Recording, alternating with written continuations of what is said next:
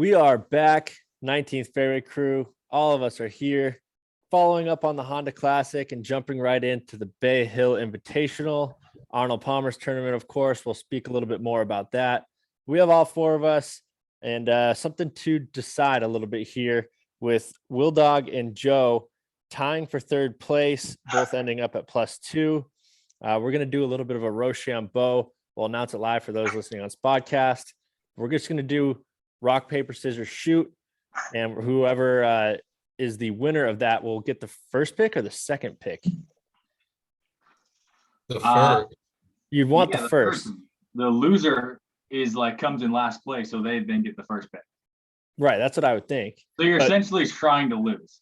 No. So winner gets the first pick, but loser gets fourth place. Okay, that makes more sense. I mean, you guys are splitting the point either way, so winner of the Rochambeau gets first place. All right, here we go. Wait. Are we ready? It's rock, paper, scissors, shoot. And then not throw like it. Yeah, and it's Rock, one paper, game. scissors, throw. All right. Not what I'm used to, but I still beat you. Little mental thing right there. I'm throwing you off with that. All right, G, you announce the rock, paper, scissors. All right, 3, 2, 1, go. Rock, paper, scissors, shoot. Will, put your hand up at the screen. We both got scissors. Oh no, bro. That could have been changed underneath the All right, we need a little bit more fluidity here. I would have changed to something that beat you, you fool. All right. Garrett again on 3. All right, 3, 2, 1, go. Rock, paper, scissors, shoot. All right. There it was. It worked. Scott with the rock, Joe with the scissors. Scott will be making the first selection tonight when we get to that point. I think we had a little bit of something to discuss. I don't really want to steal anyone's thunder here, but Joe? Yeah, I'm not shy, D. I was hot.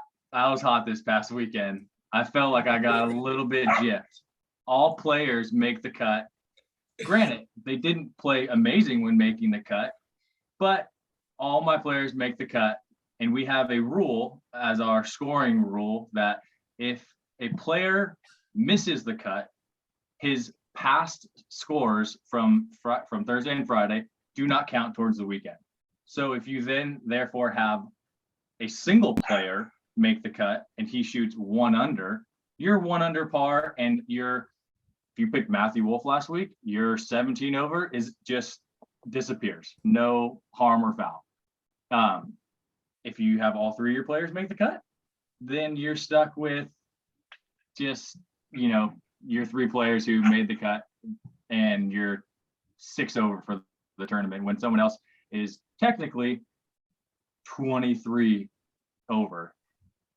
I felt a little bit, like that should change.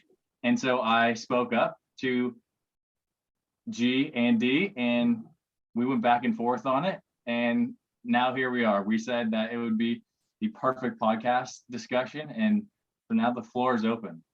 Yeah, I mean, how does everybody feel? I think you got to use legitimate examples, though. We did take into account the cumulative scores. I had Matt Jones and Joaquin Neiman miss the cut. They missed the cut at 3 over and 7 over, which was a total of 10 over. Yeah. And after the second round, Berger was 10 under, so I was even cumulatively. Going into the final round, Berger was 11 under, so I was -1. And I think Joe was at +1. So it was still pretty tight. Of course, Berger ended up blowing up and lost 4 strokes. And Joe would have beat me by 1 stroke. He was at +2. I ended up at +3. So it's pretty close overall. Joe feels like he should have got a dub for that. I understand. I mean, it's just kind of how we've always done it. It's how we started it out. And it keeps the game close. It gives people a chance. I mean, if you use Joe's example of a Matt Wolf who shot +17, you're completely out of that tournament. So I'm interested to hear what viewers and people on 19th Fairway have to say about this. I'll put it up on the story to get some reaction. But what do you guys think, Scott and G? I mean, it's kind of a wrinkle into our game. We can make some changes maybe at the end of the season, but there is something to be said about having 3 players make the cut versus, I mean, G, Scott, and I all had 1 player make the cut each, and it was still a tight match. So there is something to be said there. Yeah, I mean, I would say, we're playing for the average, so it's competitive. So every weekend is fun and it's close. Again, I'm not against iterating a rule where there is a negative effect to your players not making the cut. But again, at the end of the season, we've been doing this now for a season and a half and some change. Joe brought a good point to light, but we just can't switch it up now. Not now. End of the season, I'm with it. Yeah, I mean, that's a different argument, the timing of things, but just in general, I'm with Joe that you should be rewarded for having golfers make the cut and penalized for having golfers miss the cut. I would even take it further than just counting the scores they missed the cut at, but adding additional strokes per day, Saturday and Sunday, and really penalize them for missing the cut. And this is interesting to add, especially as we have just recently implemented the rule of if you pick the winner, you get 3 additional points onto your total at the end of the tournament. So it is something where I could see, you might even come in last place because you had a player or two miss the cut, but you also picked the winner. I was very close to that happening with Berger this weekend. So I could have came in last place, but still gotten 3 points and tied for second in the points total. That is interesting. So I'm going to keep a look at. I do also want to note, I have all of the scores from last season in this book. Going back through it, the scores were pretty tight. So I would be interested to see how much of a difference it would make if you counted the cumulative scores and if there was people that were just completely out of the tournament. My idea is to keep it close and have everyone in the tournament enjoy it through the weekend.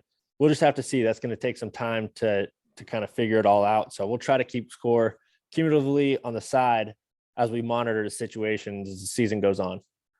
Yeah, I think that's very fair, because I'm with you.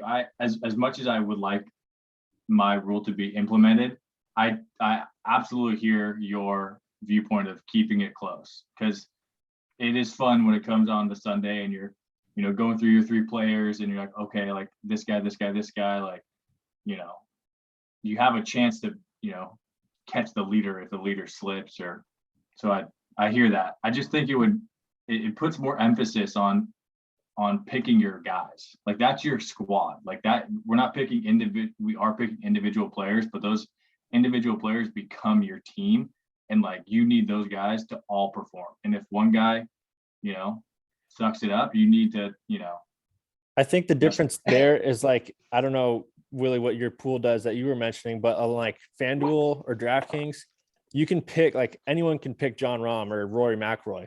We're kind of going deeper than that, where we all can't have John Rahm that week.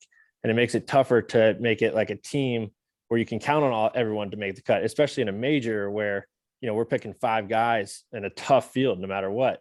And the Honda was a very unique situation where there's not a lot of tournaments per year that go over par in their scoring averages. And that makes it tough when you have 3 players to go deep. Like, you would think if I had 1 player and you had 3, it'd be easier for your guys to go deeper than my 1 player. And that's normally how it is. That's typically pretty true. But it was an interesting situation here at the Honda. Joe brought up a good point. I think maybe instead of taking the cumulative scores, especially if you had a Matt Wolff situation where you're 17 back already after 2 rounds, that, maybe a couple strokes penalty instead of the full 17, just so you're still in it, but you're also penalized. CJ doesn't like that. I think that's old Moach doggy. Ooh. That is Mochi. He's pissed. I locked him out. Well, yeah, I think, I mean, as G said, it's not going to be implemented this year. I think we have a lot of time to discuss on the points deducted per player for missing the cut, if it's not the full miscut. And yeah, and sort of like to your point, D, of, you would think that 3 players would beat 1 player. You also aren't thinking that all of your players are going to be missing the cut by 17 over, like usually it's like they miss the cut by like 1 or 2. And it's like, that's, and if you do pick somebody that is, misses the cut, and he's, +5. It's like, that was a bad pick. Yeah, and you should be penalized for it in some way. I do understand that. So I think we have a pretty good basis of where this game is going to be headed going into the 2023 season. And we'll continue to monitor it throughout the year and kind of keep track of it for ourselves before it becomes official, what it ends up looking like compared to the 2021 season. So that's something just going forward. We're glad Joe brought it up. And we've had some funny conversations in the group chat that we wanted to share with you guys. A lot of great gifts. I think Will Dog found a few really funny ones in the destroy section of Giphy. But, hey, that's how this game works. It's meant to be messed with. It's only in its second year. So we're going to have some rule changes from time to time. Of course, we just implemented the +3 points for your point total this year too. So lots to be coming from that. Let's get into a bit more about Arnold Palmer's tournament. I want to give him the credit where credit is due. The king, Arnie. I can't say enough good things about the guy, the tournament in general. Just made it down there for my first time in October. Got to play it with my dad for his birthday, wearing the hat. That place, guys, it's incredible. Probably one of the most fun tracks I've ever been on. It's got water, it's got hills, it's got turns. I mean, there's everything to it. It's obviously Arnold Palmer. He knew what he was doing, and that 18th hole on Sunday is always fun to watch. You have Tiger Woods back-to-back years drilling putts from almost the identical spot, 2008 and 2009, with the king standing over his shoulder to watch. And then Tiger himself has won this tournament 8 times. And the only other person, or only a few people, have won it twice. Matt Every was like 2014, 2015. He won it back-to-back years. But only a few people have ever won it twice, and Tiger's won it 8 times, let alone a 4-peat from 2000 to 2003. There's so wild. Not many people can dominate like Tiger Woods. Has anyone ever done that? I don't know that anyone's ever had a 4-peat 4 years in a row at a tournament. I can't say for sure. Doubtful. Very doubtful. Has anyone won a tournament 8 times either? I got to think those are records, all-time records. Tiger has won, I think, 7 or 8 WGCs. He's won at Torrey Pines 8 times, including an amateur event and a US Open, and like 6 Farmers. And then he's won at Firestone. I think Firestone was the WGC. So he's got a couple of tournaments himself that he's won 7 or 8 times. But I don't think anyone else has done that 8 tournaments. I mean, that's just incredible. Yeah. Yeah, it's ridiculous. How pristine the Bay Hill. It's just perfect. The green's perfect. Fairway is perfect. The rough is all the same height. There's not a bit of tan bark out of place surrounding the trees. They do a good job to keep it well manicured, and they're very proud of it too. The staff there was incredible. Everyone was proud to tell a story about a time they interacted with Arnie. Everyone loves talking about the tournament when the players come through. They have it set up so well there. I would love to go and watch the pros play it. I always love watching them play it on TV. That's before I ever got down there, but having been there now, this is just an incredible place. I cannot wait to sink my eyes onto it this weekend. You definitely had some lemonade and iced tea, huh? Definitely had a little bit of lemonade and iced tea. I'll drink it anytime.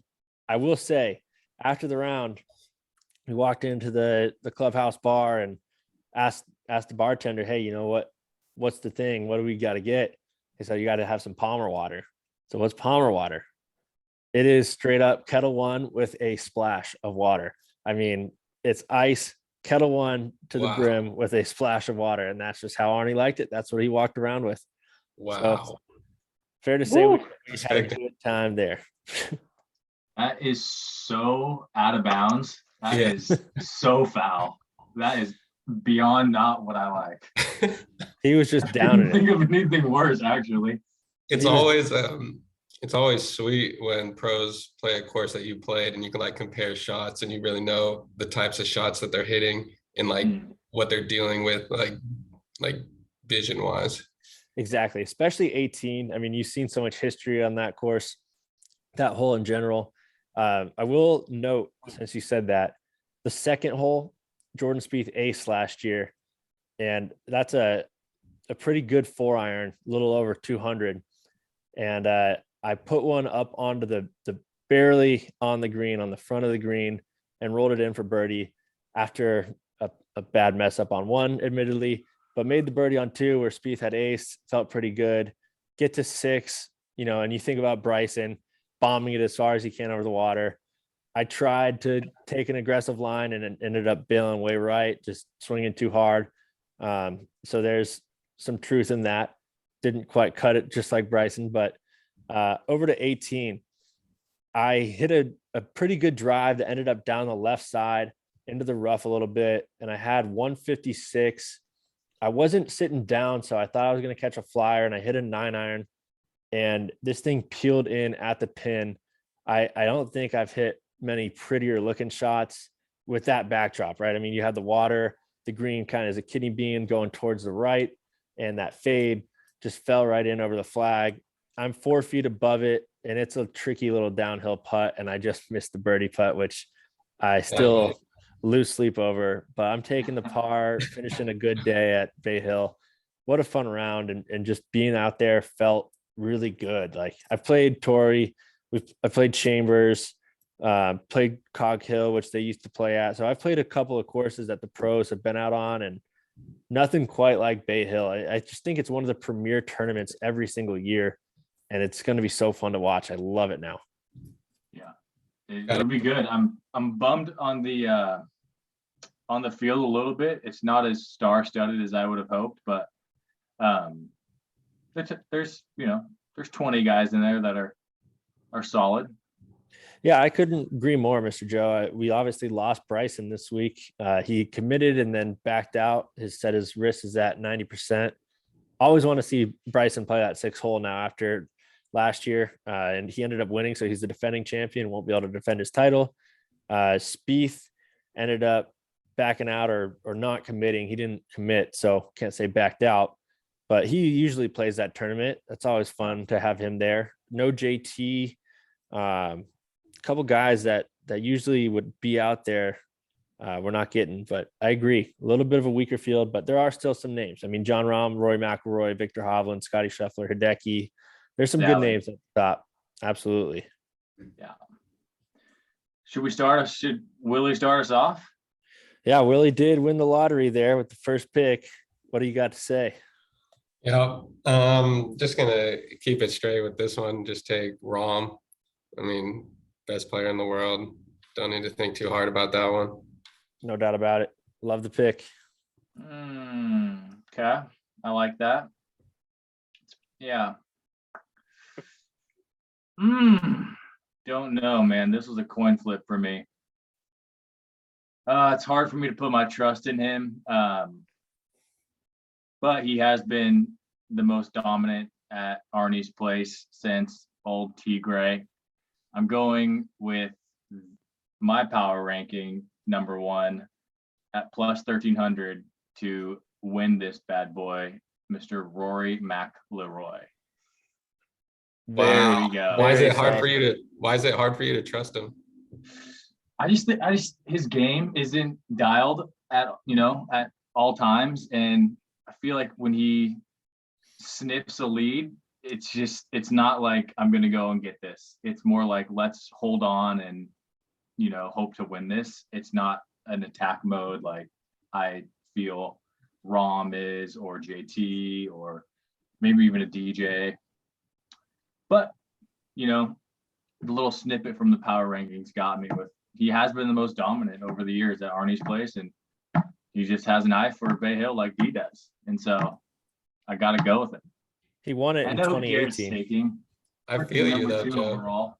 There's something about Rory. It's just like, I mean, obviously he's amazing and he goes ridiculously low all the time and can at any time, but just seems like there's like a level of inconsistency. Totally. Inconsistency is the perfect word. Oh, Gary. I was hoping you'd pick good old Rory. I'm definitely going with good old Hideki. It was a smart pick. I mean, Rory's gonna blow it up. Hideki, this man just celebrated 30 years in existence, sipping champagne, living life. The man can play, and he was upset last tournament. So revenge is in Hideki's eyes, but I agree. Rory, we'll see. He's either great or average, but nowhere in between. There we go. Well, we are still going to get some fireworks on that 6th hole. Rory is going to get pretty long over that half moon there. And then I think so will John Rahm. He'll be taking on quite a bit of that lake. I'm going to go with a guy who has been near the top of the leaderboards a lot and, just hasn't crossed the finish line this year yet, but I think it's coming soon. Victor Hovland. He's pretty steady, usually goes pretty low. That's my pick for this week. Victor Hovland. Great pick. Yeah. The guy's Solid, very just playing solid. some great golf. I mean, he's got future star written all over him. Yeah, he's thick. He lives in that weight room. Yes, he does. Absolutely. Well, we're back for the second round to the top at Willie. Yeah, I'm between two people here. But I think I'm gonna go with Scotty Scheffler. Ooh. I mean, he got the win, just played good at Riv, just seems like he's in form and has a lot of confidence right now. So I'm gonna go with him and hopefully ride the hot hand. Willie's got like the D lineup going so far, Rahm and Scheffler. Yeah. I'm gonna take a guy that I thought Gary was gonna take. I'm gonna go with the guy who finished 10th last year. And he finished 10th with losing 1.5 strokes to the field. If that goes positive, he most likely will top 5 or win. Mr. Will Zalatoris, ball striking phenomena. Zally. Yeah, it was between him and Scheffler for me. Of course, I was either one. I was happy with. I was like, if he takes Zally, I'll take Scotty. It's all good. Yeah.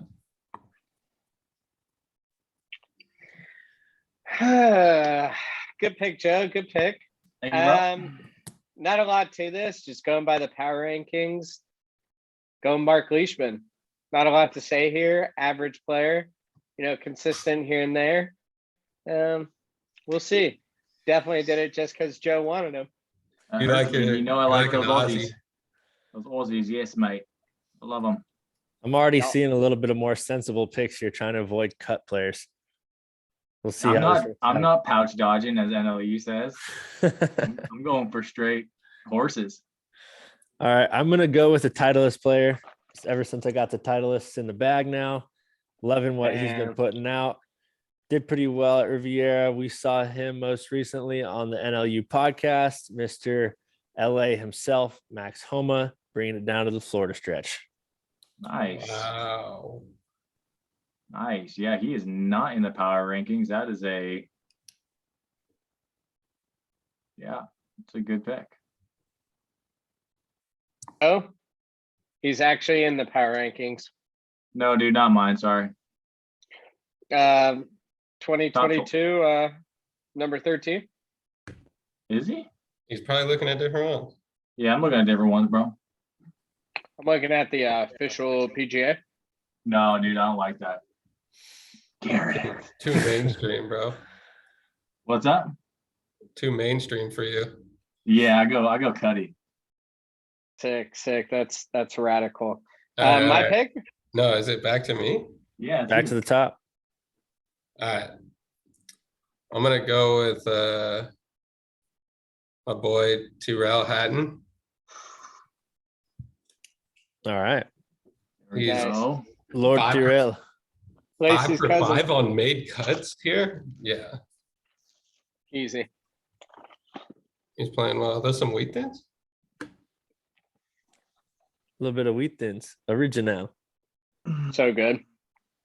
Man, I rode this guy hot a lot last year, and he helped me out Whoa. a few times. I just haven't seen his name too much, and as of late, I don't know if I Wow, can- who is it? I don't know if I can go with him. Really? Paul Casey. I'm not going with him, but Paul Casey is a guy who I rode a lot in the past, Yeah, especially yeah. in majors. Just haven't seen much of him. Like, I don't know if he's like in form. I don't know what his deal Yeah, is. no, like I'm totally with you. You know, G still one of my Australian players, but I always have backups, and I always got, the Australians in my heart. So I'm going with the number 13 in my power rankings, Garrett, Mr. Jason Day. 7 straight made cuts at Bay Hill. Wow. I got Joe, you better hope he doesn't get vertigo. Jason Day, I'm less worried about than like, I don't even know, Phil Mickelson. Like, Oh, that we didn't just bring saying. up tonight. not a good one. Not a good one, Joe. But that's okay. Joe, Have I'll you back seen you up his- here. I was going to pick him if you didn't pick him, probably. Jason Day showed up at Torrey Pines, and he's been doing pretty well. Yeah, dude, Yeah. guy's in form. Changed his whole golf swing to protect his back, bro. Now he's fairways and greens. Oh, he's definitely gonna win then. All right. Well, after that short Jason Day snippet, I'm going with Adam Scott. Definitely not in the power rankings. We're going for a fun pick this week. At least finishing -1 to whatever Jason Day does, and that's where I'm at. Josh, that's number awesome. 12 in my power rankings, G. What power rankings you looking at, bro? Adam Scott? He's number 12 on mine. No, Joe, you're looking at 2021. I'm looking at 2022. Here, I'm looking at the lines. There's different power rankings across the internet. No, I'm looking at the official PGA Tour, sponsored by Garrett. You guys don't use your own power rankings that you make up in your head? You guys aren't golf analysts in real life? Maybe I I need do. a little help, dude. I don't have an encyclopedia in my head like you do. Yeah, seriously, dude. We're not all like golf wizards. Well, here is my power rankings pick. I wasn't looking too far into it for Hovland or Homa, the double H squad, if you will. But I am going to take a guy who beat out Spieth last year to claim a victory. And since Spieth is not in this field and I could not pick him, I will take Jason Kokrak. Welcome to That's the a good squad. one. The Saudi man himself. Was he Was on his he- way? Dude, he's sponsored by their government. He has like Saudi golf on his golf bag. Well, that's great to know. Can't wait to see how this plays out. No, he was first one. He's hop definitely over hanging there. out with Well, that is something we didn't talk about at all. We've got all of our picks in. We'll see how it turns out with a cumulative, but of course, keeping our scoring as is. Also wanted to say a quick hello to Mr. CJ while he was in here. For those that are listening on Spotify, hello, Mr. CJ. And Good we morning. will get into the Phil conversation. I think we have a little bit of time with that, as we don't know what his timeline is to return to the game. We can develop our thoughts a little bit more there. I was pretty upset for him to see Callaway pause their agreement with him, and of course a couple of main sponsors drop him. But we'll talk about that a little bit more later, unless anyone has anything to add on that front. We've got some good stuff coming from the API this week ahead. I don't have anything to add on to it, but I think I sent a good text message in the group. Is he just about to rock a polo like from his closet? Like next time he comes out on tour, like he's just gonna pick a fire course that he's played and just like wear that because he's not gonna have any sponsors on it. Well, it's easily going to be the 2021 version of Garrett's polo from Kiowa. PGA Yeah, I'll bet. Championship. Oh yeah. Dude, Yeah. someone will sponsor him. Like if he plays at the Masters, he's literally going to be like the most shown player. Oh yeah, Yeah. absolutely. No, He'll mean, show up with very true. something.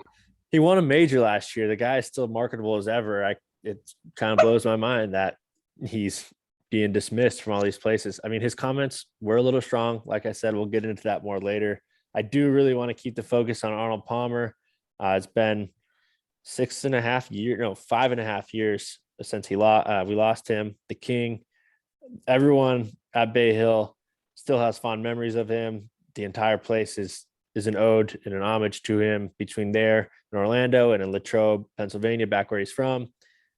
Everyone has a thing or two that's good to say about the king. And this tournament is always fun to watch. Cannot wait.